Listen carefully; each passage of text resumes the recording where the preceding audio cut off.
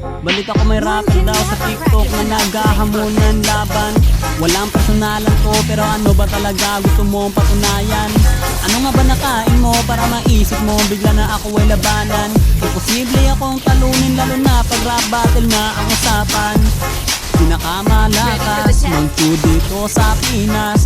Bukod sa Anis Quintol, anli rin to mag-recall. Kaya di nyo ko kaya kahit pagtulungan pa ni Kapitan El sa mundo niya.